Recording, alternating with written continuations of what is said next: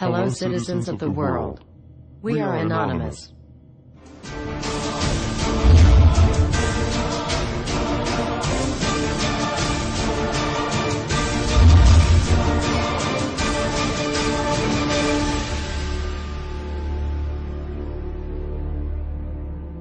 Dear brothers and sisters, now is the time to open your eyes. In a stunning move that has civil libertarians stuttering with disbelief, the U.S. Senate has just passed a bill that effectively ends the Bill of Rights in America. The National Defense Authorization Act is being called the most traitorous act ever witnessed in the Senate, and the language of the bill is cleverly designed to make you think it doesn't apply to Americans. But toward the end of the bill, it essentially says it can apply to Americans if we want it to. Bill summary and status. 112th Congress, 2011 to 2012, S. 1867. Latest title, National Defense Authorization Act 4.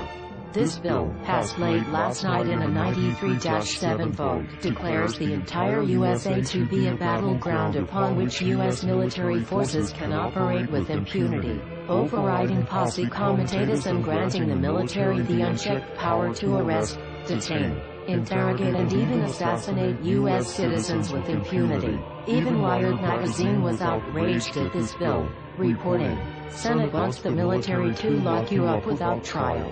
The detention mandate to use indefinite military detention in terrorism cases isn't limited to foreigners. It's confusing, because two different sections of the bill seem to contradict each other.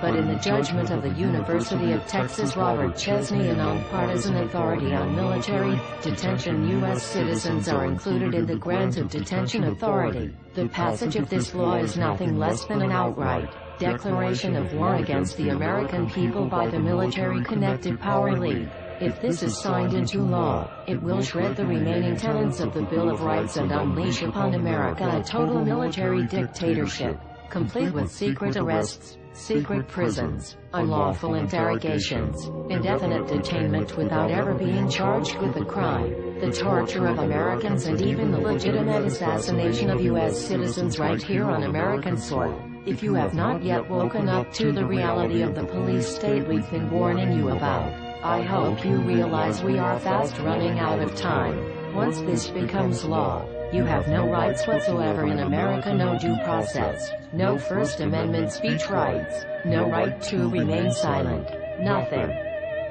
The U.S. Senate does not want us to speak. I suspect even now orders are being shouted into telephones and men with guns will soon be on their way. Why? Because while the truncheon may be used in lieu of conversation, words will always retain their power. Words offer the means to meaning and for those who will listen, the enunciation of truth. And the truth is, there is something terribly wrong with this country, isn't there? Cruelty and injustice, intolerance and oppression, and where once you had the freedom to object, to think and speak as you saw fit, you now have censors and systems of surveillance coercing your conformity and soliciting your submission. How did this happen? Who's to blame? Well, certainly there are those who are more responsible than others, and they will be held accountable. But again, truth be told, if you're looking for the guilty, you need only look into a mirror. I know why you did it. I know you were afraid. Who wouldn't be? War, terror, disease. There were a myriad of problems which conspired to corrupt your reason and rob you of your common sense. Fear got the best of you, and in your panic, you turned to the now president in command, Barack Obama. He promised you order. He promised you peace. And all he demanded in return was your silent, obedient consent.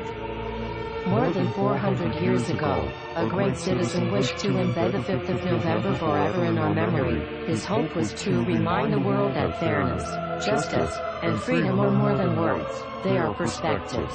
So if you've seen nothing, if the crimes of this government remain unknown to you, then I would suggest that you allow the 5th of November to pass unmarked. But if you see what I see, if you feel as I feel, and if you would seek as I seek, then I ask you to stand beside one another, 1 year from November 5th, 2011, outside the gates of every courthouse of every city demanding our rights. Together we stand against the injustice of our own government. We are anonymous. We are legion. United as one. divided by 0. We do not forgive censorship. We do not forget oppression. U.S. Senate. Expect us.